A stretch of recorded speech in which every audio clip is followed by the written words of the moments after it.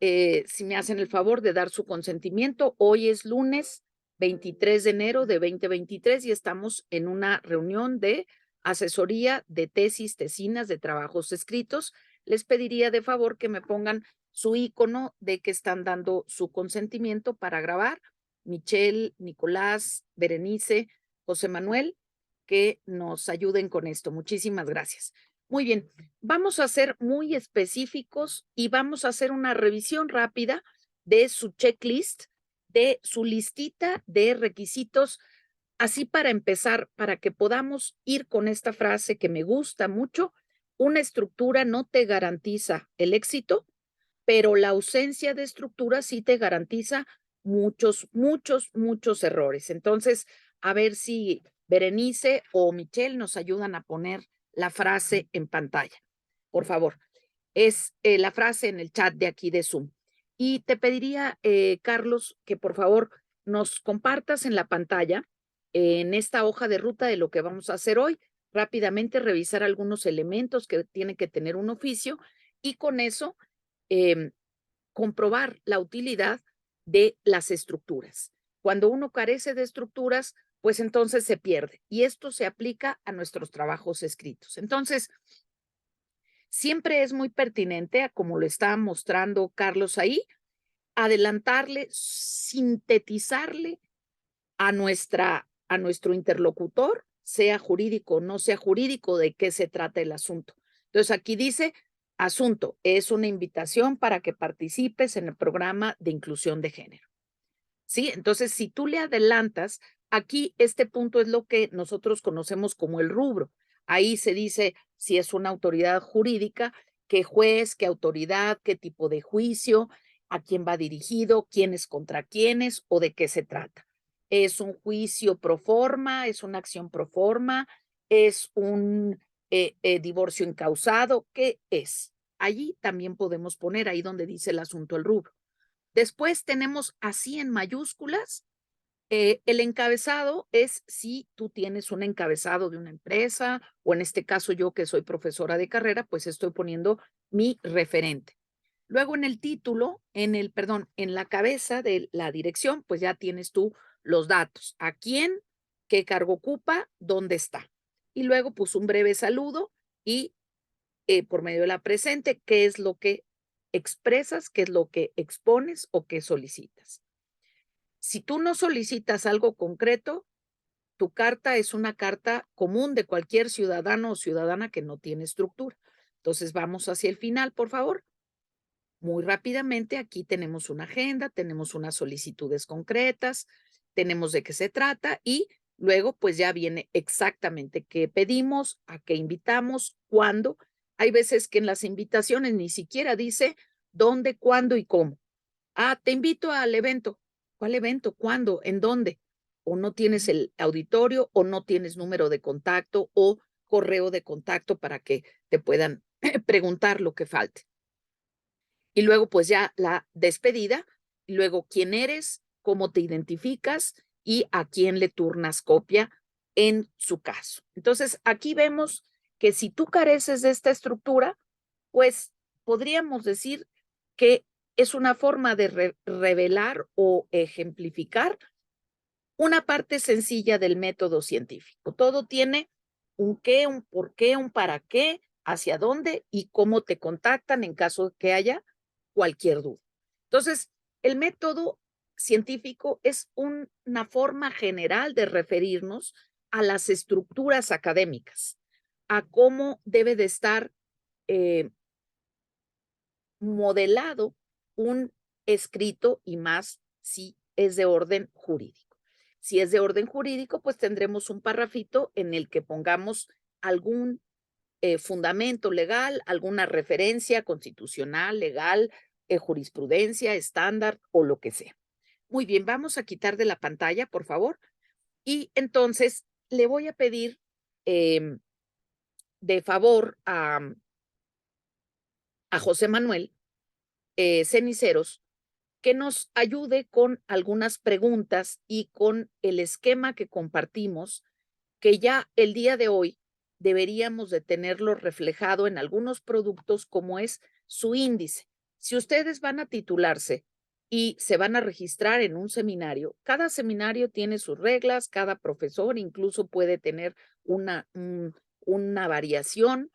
Entonces es muy importante acordar, ponerse de acuerdo con el profesor, la profesora, cómo es su sistema para no trabajar doble y no hacer las citas de una manera y él te las pide de otra y la facultad las pide de otra.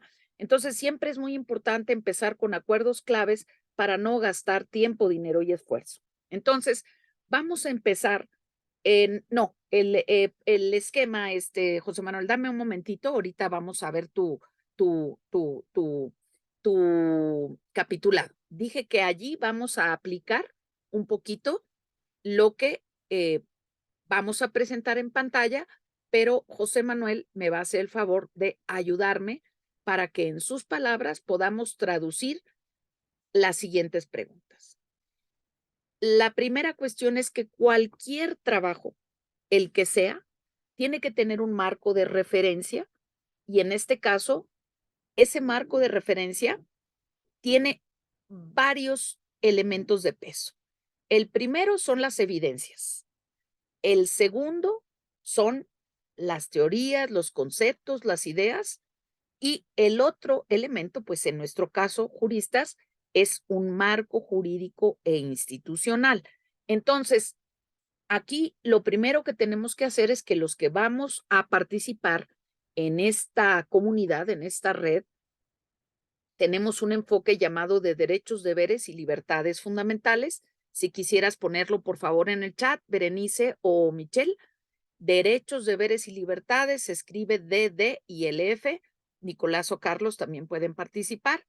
Y voy a compartirles la pantalla para que José Manuel, con este esquema que tenemos a la vista, nos ayude un poquito para poder aterrizar qué sería en la práctica que su investigación sea una investigación con un enfoque sistémico de derechos, deberes y libertades fundamentales.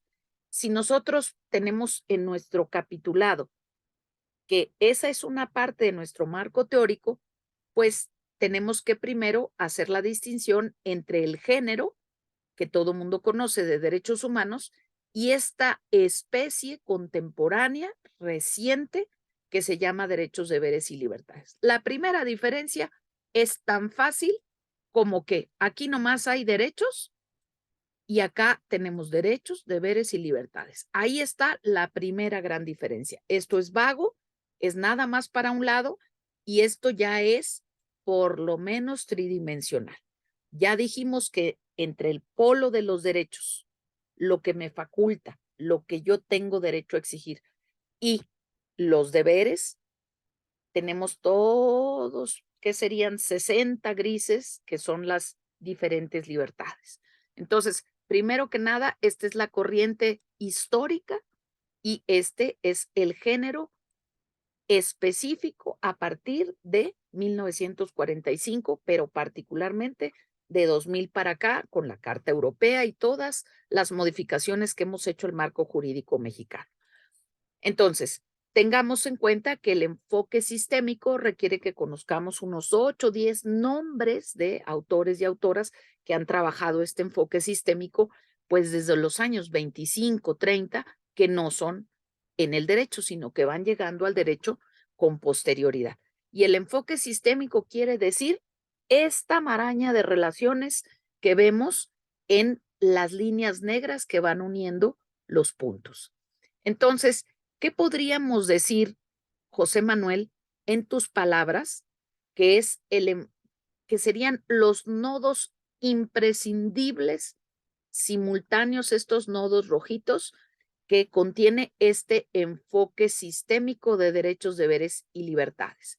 ¿Qué podríamos decir que son las cosas que tenemos que atender simultáneamente y que están en nuestra Constitución Política de los Estados Unidos Mexicanos?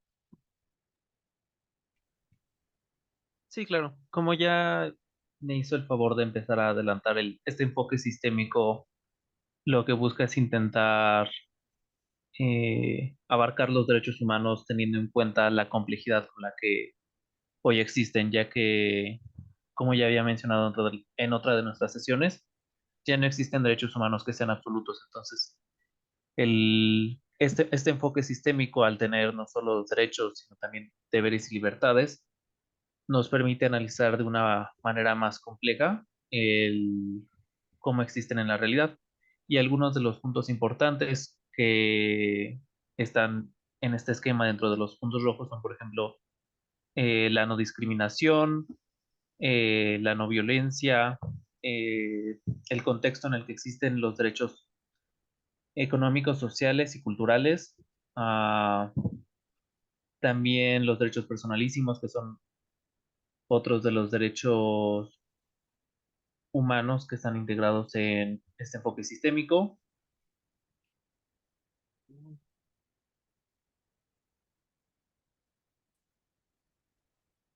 Y de igual forma, al tratar esto es importante distinguir bien entre cuál es la diferencia entre un derecho, un deber y una libertad fundamental, ya que es con esto con lo que vamos a poder distinguir cómo estos puntos se están relacionando. Efectivamente, tienes toda la razón, José Manuel. ¿Quisieran agregar algo, Carlos o Nicolás, respecto a mm, por qué podemos entender que es un enfoque sistémico?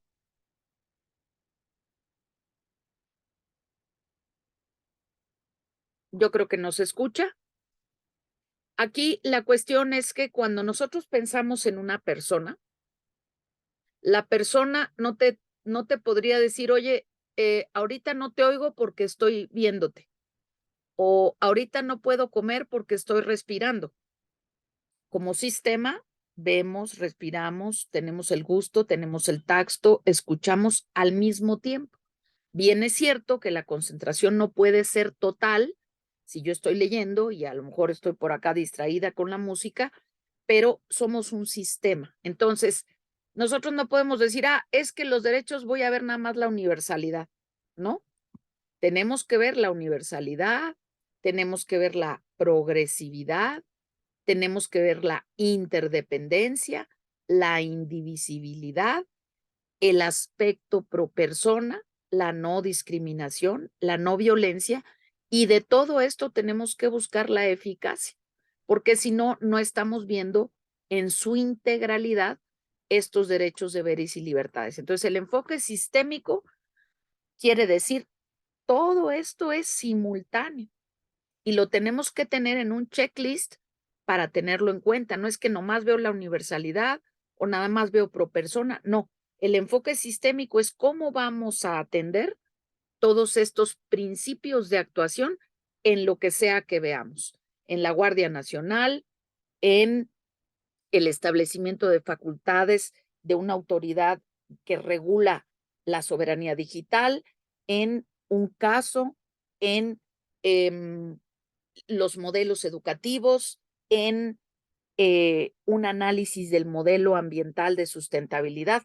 En cualquier elemento que nosotros estemos analizando, tenemos que ver un poquito, aunque sea una línea, de cada uno de estos puntos. Depende del tiempo que tengamos para nuestro trabajo y la calidad del trabajo.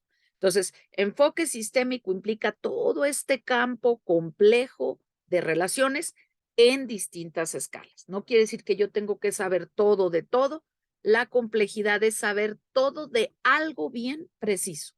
Y para eso nos sirven las hipótesis y para eso nos sirven los observables, los indicadores que estamos eligiendo de acuerdo al tiempo que tenemos y a la finalidad y orientación de nuestro trabajo.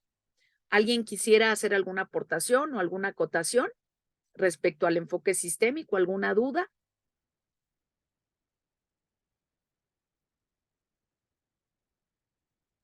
Por el momento no, doctora. Gracias. Muy bien, entonces, si les parece, les pediría yo de favor a quien quiera de los aquí presentes para hacer una recapitulación. Ahorita está entrando Carolina y que nos pudiera ayudar a hacer un resumen de en 3 puntitos por qué necesitamos identificar la importancia del enfoque sistémico de derechos, deberes y libertades fundamentales. ¿Quién quisiera decir yo? ¿Quién puede hacer el resumen? Por favor. Carlos, Nico, José Manuel. Sí, claro. Lo primero es que este es el sistema actual, principalmente a partir de los 2000, con el que se estudian los derechos humanos ya de una forma más compleja. Lo segundo es que en el que sea que vaya a ser el tema de cada una de las personas de aquí, no existen en una burbuja, sino que forman parte de este sistema de derechos, deberes y libertades fundamentales. Entonces, aunque no todos los puntos del esquema apliquen en igual medida a todos, eh, se tiene que considerar como el universo en el que existen para poder comprender bien a profundidad el tema específico en el que vamos a estar analizando. Muy bien, la sistémica podríamos decir que es un campo de relaciones. Sistémica significa interacciones. Interacciones en múltiples sentidos sobre los principios elementales, lo que podríamos llamar en teoría constitucional como el núcleo duro. Los principios van al principio y guían todo. Entonces, enfoque sistémico va a ser cómo se aprecia la universalidad o no, cómo se aprecia la discriminación o no, qué tipo de discriminación, cómo evitamos la violencia, cómo entendemos la interdependencia y la indivisibilidad. Estas dos palabritas que están aquí tienen que ver con el enfoque sistémico. Interdependencia, indivisibles. No son divisibles ni son independientes, son interdependientes. Eso es el enfoque sistémico y el pro persona, el principio pro persona, pues es un principio que tenemos que hacer ver cómo le hacemos para hacerlo progresivo y lo mejor para esa persona. Entonces tenemos que tener referentes. Entonces aquí tenemos todos los nodos. Ay, es que me asusta mucho porque es mucho. No, depende si es una tesis de doctorado, de maestría, de licenciatura, una tesina o apenas un pequeño esbozo de ensayo. ¿De acuerdo? Muy bien. ¿Alguna duda? ¿Alguna pregunta? Vamos a dejar este tutorial que está siendo grabado, lo vamos a dejar en el canal de Aula Jurídica Virtual Siglo XXII. Vamos aquí con esta investigación. Les voy a pedir a todas y a todos que estén muy atentos para poder hacer participaciones. Entonces, si nos haces el favor de comentarnos, José Manuel, si nos preguntan qué es la investigación IRIS, qué es y por qué sería importante no perder de vista estos elementos de la investigación IRIS.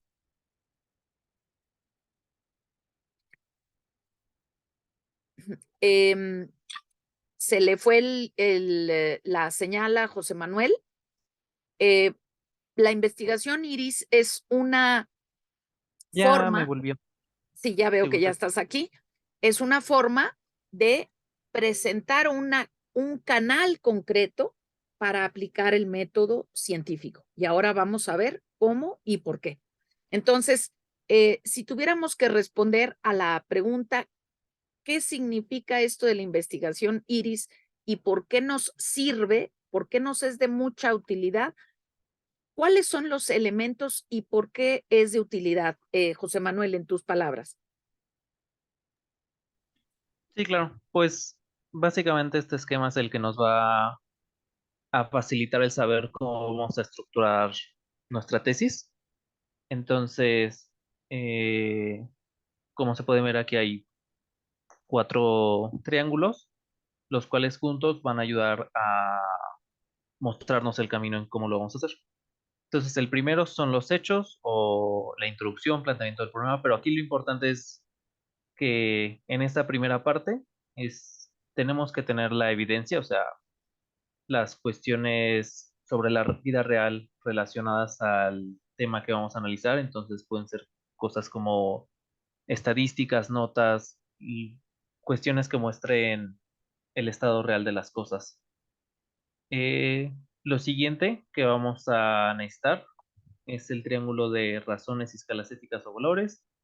También puede ser marco teórico conceptual. Entonces, este nos va a guiar y en él vamos a poner todo lo relacionado a las teorías que van a ser aplicables a el tema que vamos a analizar. Entonces, eso después nos lleva al tercer triángulo, que es el de las normas jurídicas o también el marco institucional. Y este es ahora eh, cómo está regulado el tema en la actualidad, ya sea a nivel nacional, a nivel internacional, cuáles son las leyes que aplican, tratados, etcétera, cuáles son las instituciones que están regulando sobre la materia. Y una vez que se tengan esas tres partes, es la última parte que es la integración, que es donde todo lo que ya analizamos se une para el estudio del caso que vamos a realizar y posteriormente para nuestro análisis final, que es como la parte donde ya lo estudiado nos va a llevar a poder nosotros aportar algo dentro del estudio del caso y dentro de las reflexiones que vamos a realizar. Excelente. Entonces, IRIS es un tipo de investigación científica, académica, que resuelve, que integra, que innova y que es significativa.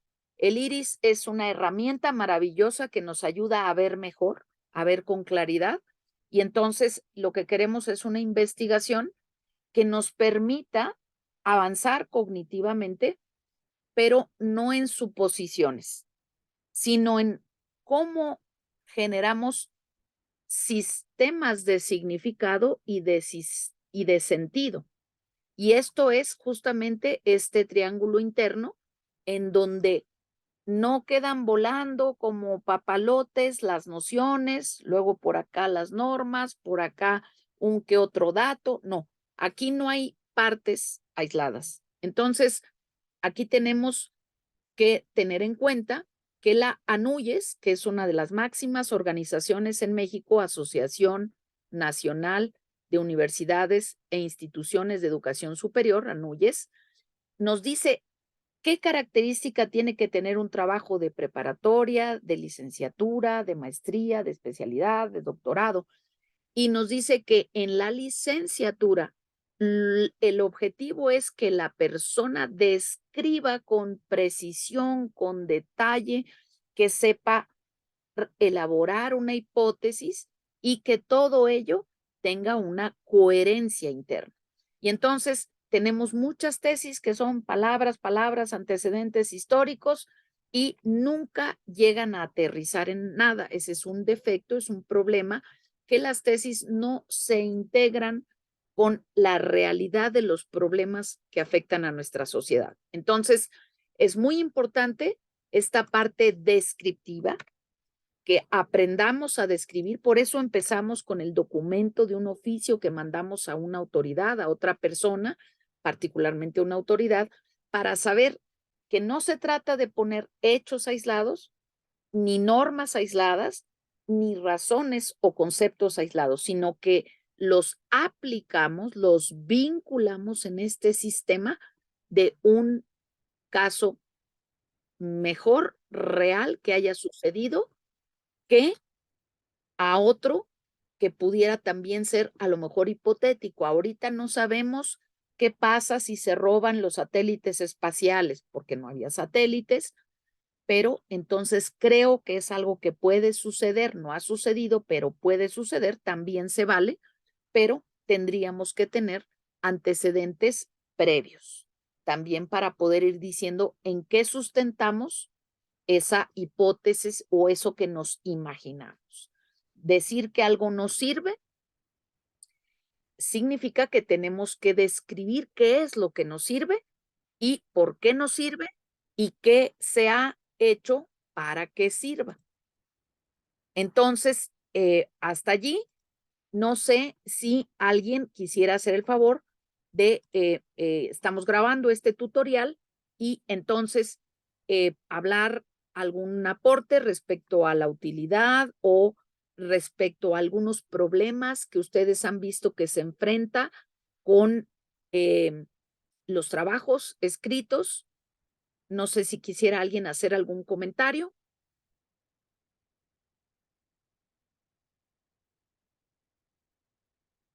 Muy bien. Entonces, vemos que el problema de las personas es falta de organización, falta de tiempo, información no validada y el perderse, porque pasamos del no hay nada al es que hay demasiado y entonces nos hacemos bolas porque no hemos fijado un tiempo de trabajo diario, porque no sabemos de qué partir. Entonces, tengan por favor muy en cuenta que los hechos son esta primera parte que vamos a ver ahorita mismo reflejada en 1 o 2 capitulados. Y le voy a pedir a Angélica, si es que logra conectarse, que nos muestre un par de diapositivas que va a presentar ya en su próximo examen de titulación de grado, en donde va a hacer una presentación de su hipótesis y de algunas variables de su hipótesis para que sepamos exactamente de qué estamos hablando y cómo se come. Entonces, problemas que nos enfrentamos cuando estamos elaborando un trabajo académico, científico, escrito. Desorganización, perdernos, no tener fuentes claras, primarias, claves y no tener una idea de cómo se aplica el método científico. Y esto significa que yo tengo, vamos a suponer, 100 prendas de ropa. Y entonces las tengo todas hechas bolas en una esquina. Entonces, cuando yo quiero algo, pues no lo encuentro, me tardo o ya se perdió. En cambio, esto es tener un closet bien bonito, muy claro, iluminado. Mira, aquí va esto, aquí va esto, aquí van las camisas blancas, acá las de color, aquí están los hechos y esto se come de una manera muy concreta. Entonces, no sé si alguien quisiera hacer alguna intervención respecto a la utilidad de este modelo de investigación IRIS o su utilidad.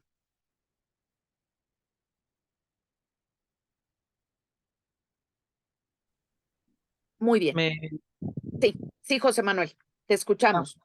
que me parece que su gran ventaja es que nos ayuda a mantener en mente siempre hacia dónde nos queremos dirigir. Entonces, así en las primeras etapas del trabajo podemos identificar cuál información es la que va a ser importante para desarrollar posteriormente nuestras conclusiones. Sí, esto es exactamente un rompecabezas, pero nada más que con mucha ayuda. No es lo mismo hacer algo con técnicas, con métodos, con un marco epistémico de conocimiento claro, que estar cambiando de concepto, que no saber cuál eliges, que confundirse, que confundir un concepto más sólido con uno que apenas está desarrollándose. Entonces, son muchas, pero muchas, muchas, muchas las herramientas. Entonces, vamos a ver cómo se come para terminar muy rápidamente con la participación de Angélica Hernández Nava, que nos está haciendo el favor, porque con ella vamos a ver específicamente el tema de la hipótesis, las variables y una o dos o una diapositiva de lo que ella va a presentar en su examen de grado el día 1 de febrero, ya casi, casi que en puerta.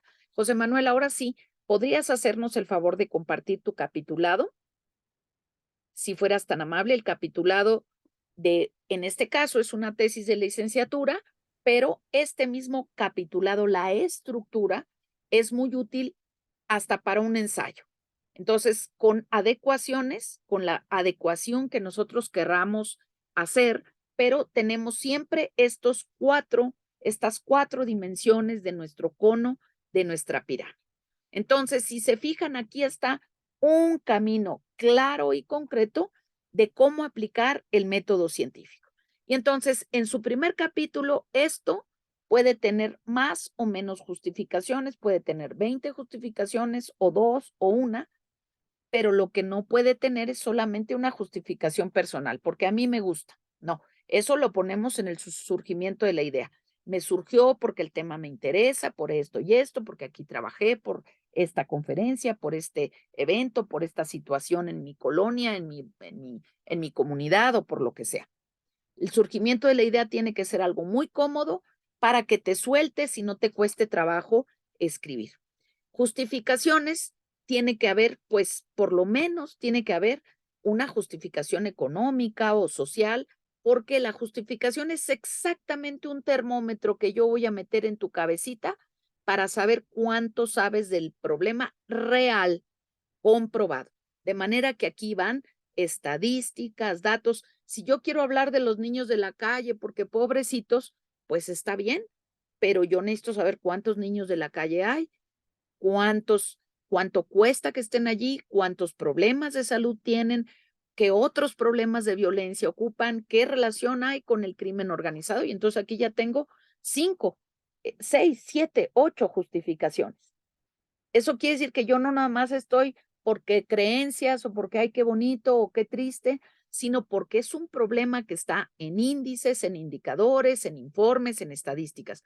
No quiere decir que yo lo crea a ciegas, pero quiere decir que sí conozco los datos para poder, en su caso, criticarlos o decir qué les falta o qué les sobra a esos datos. Entonces, el capítulo 1 es un termómetro de conocimiento y es donde estructuras. Esta parte es la que nos cuesta un poquito más de trabajo, pero si esto no está sólido, toda la casa se me va a caer como un castillo de naipes.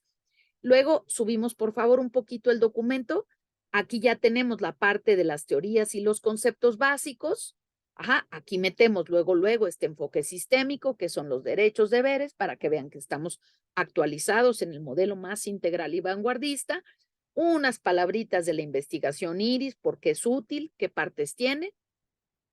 Aquí podríamos decir que podríamos meter también la estructura del trabajo, que eso es lo que ustedes usualmente ponen en la introducción. El capítulo 1 es esto, el capítulo 2 es eso es su introducción, ¿no? No tiene marco científico, no tiene marco metodológico. Muy bien, ya tenemos el capítulo de teorías y conceptos, los principales. Bajamos, por favor. Ahora sí ya tenemos nuestro abanico de normas, empezando desde la internacional, la nacional, la específica, la norma oficial, el estándar y claro, por supuesto que tengo las instituciones que lo aplican y a lo mejor también la parte programática, si hay una parte del plan de desarrollo, si hay un programa específico, regional o subsectorial, por ejemplo, salud sexual y reproductiva. Bajamos un poquito más. Aquí están normas, instituciones y programas. Y luego ya viene mi maravilloso marco metodológico, que es el estudio de caso donde voy a aplicar los conceptos, la norma que quiero observar y cuál es el problema, cómo lo pienso ver, resolver, si presenté una solicitud de información, ahí no has metido la posible solicitud de información que a lo mejor te convendría y luego ya vienen muy cuidadosamente las reflexiones finales.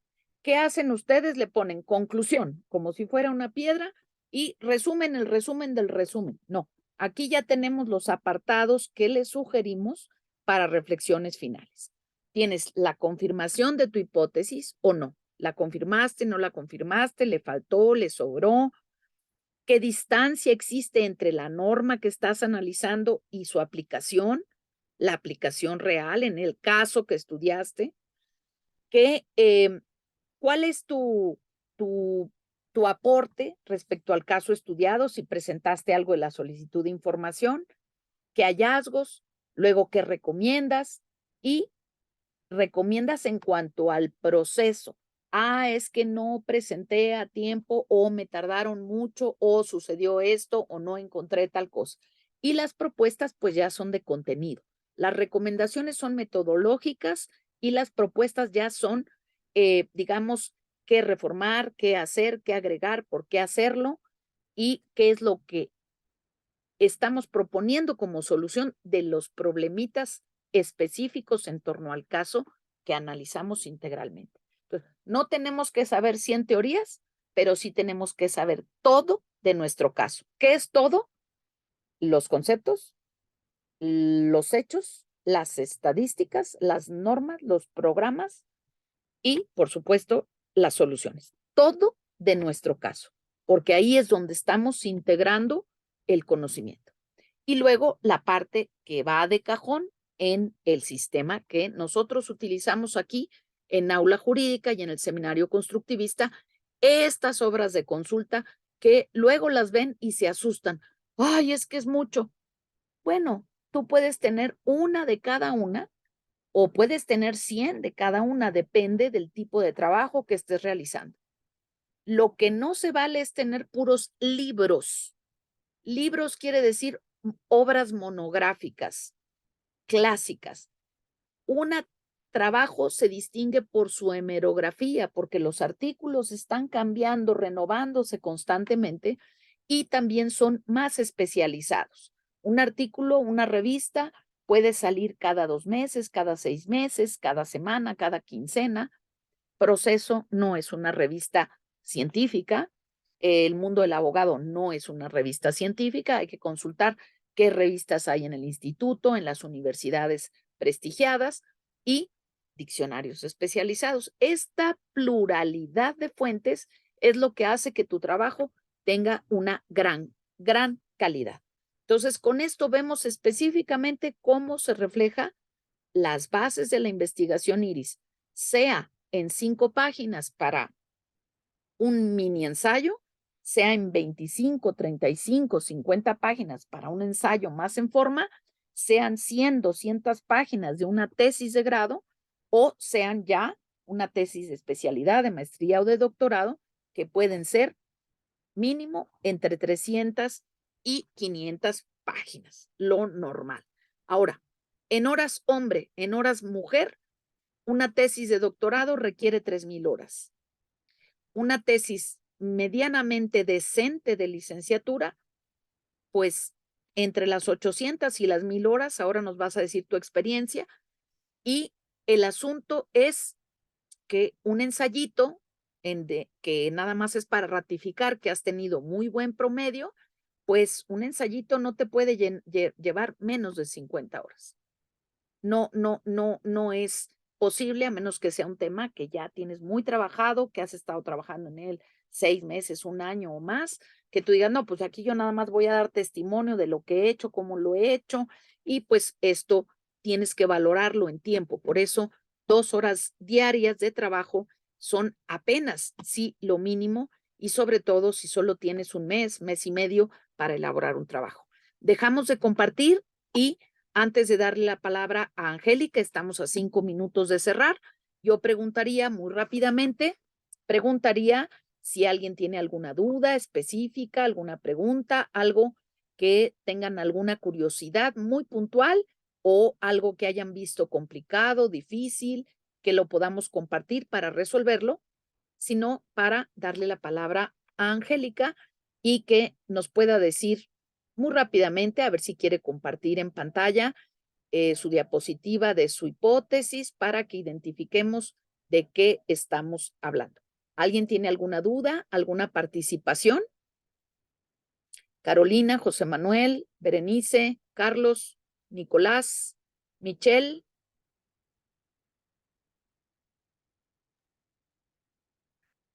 Muy bien, No, les voy a... gracias. Sí, Berenice, te escuchamos. Bueno, yo tenía una duda hace rato respecto a las reflexiones finales, que es distancia entre normas y realidad. Respecto a la Guardia Nacional, eh, digamos que ese distanciamiento ya lo quieren, la intención fue quitarla, o sea, fue extraerla. Entonces, ahí era mi duda cómo abarcarla, porque prácticamente quieren adecuar lo que ya es la realidad a la norma. Y en eso fue basado el proyecto. Muy bien, las reflexiones finales tienen que tener al menos 3 rengloncitos de cada uno de los apartados. para que vaya todo en coherencia bajando. Entonces, la primera cuestión es tu hipótesis. Y si esa hipótesis con la que trabajaste cuando empezaste el trabajo se confirma o no. Y entonces, a ver si me ayudas, por favor, Berenice, a poner en el chat que una hipótesis es una explicación tentativa en la que se visualizan variables y su relación. En una investigación tenemos que tener dos hipótesis de cajón. Puede ser que haya más, pero yo no recomiendo porque muchas hipótesis es muy complicado. Entonces, tienes que tener tu hipótesis de investigación y la contraria para ya estar pensando que si yo digo que la democracia deliberativa es lo mejor, yo misma voy a decir, la democracia deliberativa no es lo mejor, por esto, por esto y por esto. Entonces tienes que tener tu hipótesis, donde están tus variables, y tienes que tener tu negación o contraparte de la hipótesis para tener en mente que puedes estar equivocado o equivocada y que esta sea tu hipótesis, pues, de control, ¿sí? Para estar probando y demostrando que lo contrario a lo que tú dices, qué es lo que gana, qué es lo que tiene más peso. Entonces, una hipótesis es una explicación tentativa donde se visibilizan las variables y su relación. Entonces, si yo digo, la democracia deliberativa es lo mejor, una variable, un observable que yo tengo es la democracia deliberativa en sí. ¿Y por qué digo que es mejor? Pues porque participa más gente o porque participa mejor cualitativamente la gente o porque genera mejores acuerdos entonces yo tengo que decir cuáles son las variables que se relacionan. Entonces, por favor, tener en cuenta que las reflexiones finales no es uno solo de los puntitos, sino los distintos elementos que acaba de mostrar José Manuel.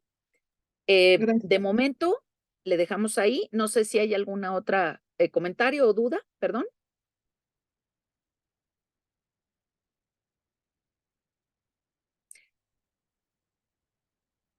¿Nadie? ¿Nadie tiene alguna duda, algún aporte, alguna pregunta? Muy bien.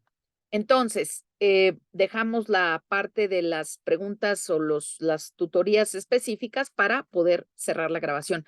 Pero, Angélica Georgina Hernández Nava, ¿nos quisieras compartir un poquito tu hipótesis en pantalla para que pudiéramos tener un ejemplo para los demás compañeros y compañeras? Claro que sí, doctora. Se lo comparto. Normalmente las tesis de grado de licenciatura no hacen presentaciones, pero se puede pedir al sínodo si le dan a uno permiso, pues sobre todo para que le presten a uno el cañón y esas cosas, y no se trata de ir ahí con media hora, sino con 3 o 4 diapositivas para que no pierdas tu eje. Adelante. Pues muy bien. De hecho, hice la proyección de la parte documental, en este caso del PDF de la tesis, pero si gustan también se les puedo mostrar en la presentación de PowerPoint. Básicamente es lo mismo. Aquí mi hipótesis, como bien se los mencionaba la doctora, pues es una breve narración respecto a tópicos, en este caso variables, que pues están cimentados y en este caso fundamentados, direccionados, son el eje de la investigación, en donde, bueno, mi narración es, los derechos de la salud sexual y reproductiva se están vulnerando al enfocarse la información institucional principalmente al ámbito reproductivo y omitir información sobre sexualidad en sentido integral, incluyendo el autoconocimiento y afectividad, lo que incluye un cambio tanto conceptual como comportamental complejo que introduce la perspectiva de género, numerosas prácticas, políticas y acciones afirmativas para la inclusión.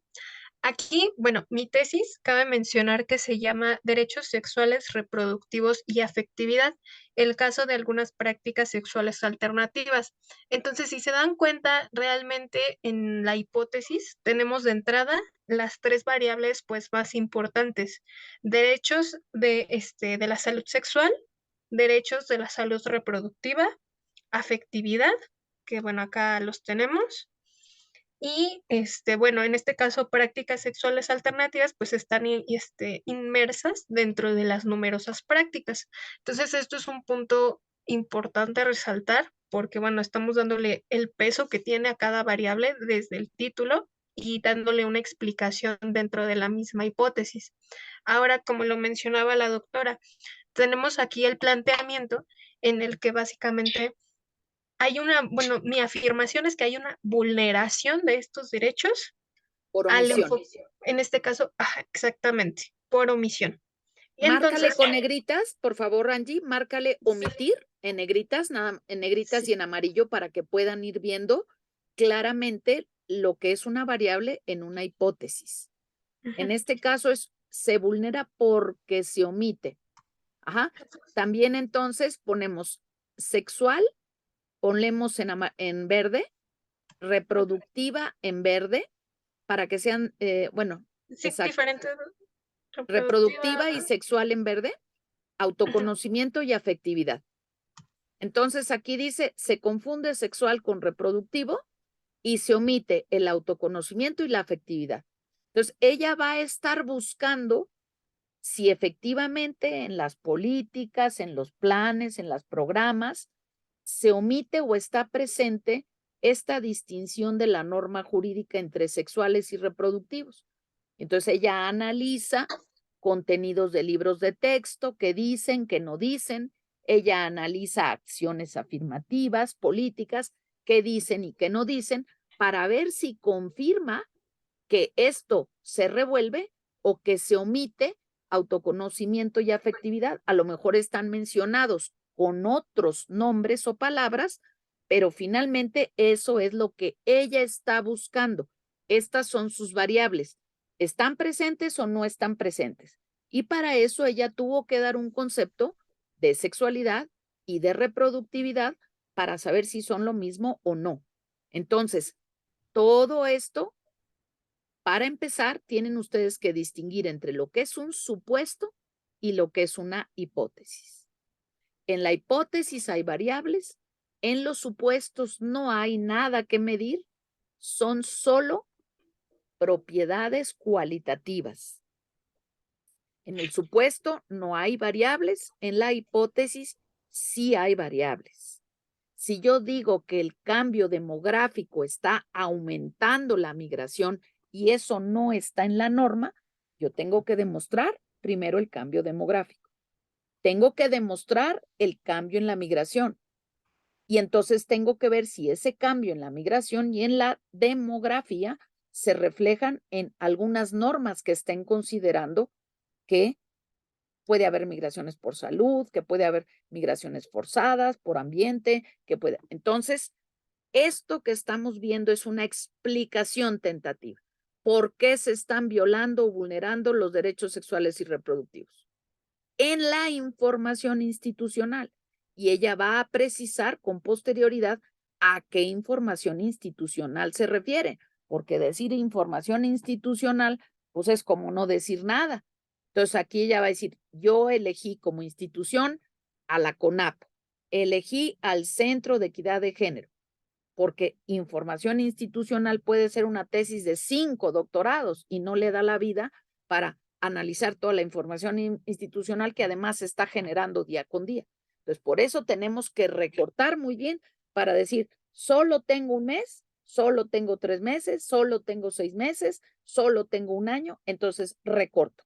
Y digo, nada más lo voy a hacer de los meses de enero a marzo o con la información de 2021, o con la información, porque si no, no acabamos. Acuérdense que la complejidad es saber todo de algo. ¿Alguien tiene alguna pregunta respecto a lo que estamos mostrando en pantalla? ¿Alguna cuestión que quiera preguntar, que quiera sugerir o alguna cuestión adicional?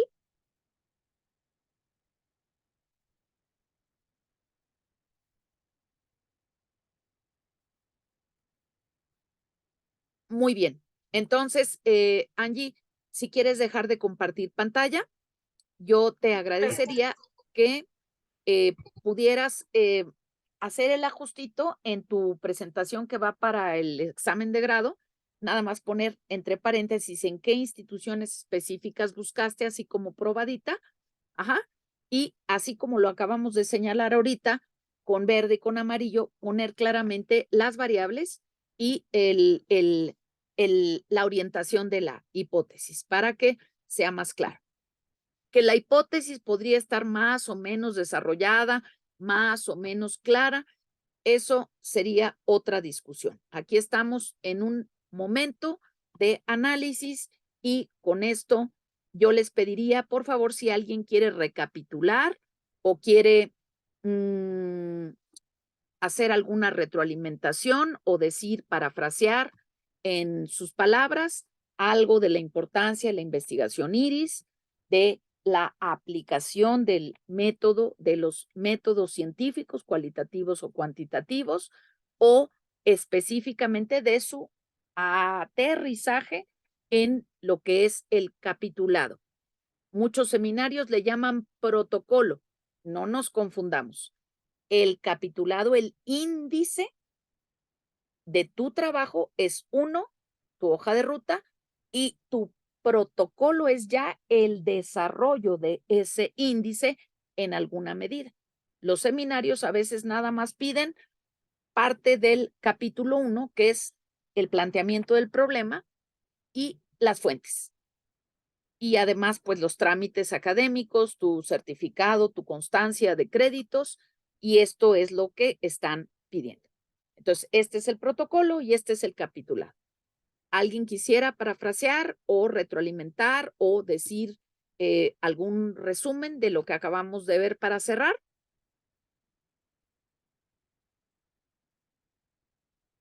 Les pido, por favor, que pongan su nombre como constancia de la asesoría y su participación en este tutorial que estamos grabando para subir en Aula Jurídica Virtual en el chat. Y entonces repetimos y cerramos con la frase con la que iniciamos. Una estructura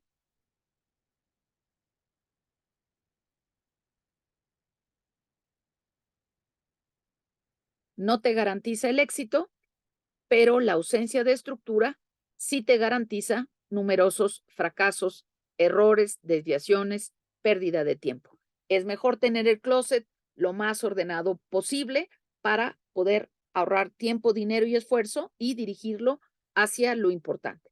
Y la otra cuestión es que hay un libro universalmente conocido, un libro que se da a destacar por su carácter de obra literaria, que dice que en la vida hay de todo, pero no todo conviene. Entonces, es cierto que tenemos que aprender a gestionar el caos, a verlo, pero lo que no es conveniente es que en un trabajo científico académico permanezca el caos. No sabemos ni de dónde venimos, ni a dónde vamos, ni qué ponemos, ni qué buscar, ni cómo elegir. No tenemos un marco epistémico claro, no tenemos una postura epistémica, tenemos 20 teorías revueltas, contradictorias, y entonces eso nos hace perder mucho, mucho, mucho tiempo. Entonces, con esto cerramos el tutorial y dejo de grabar en este momento.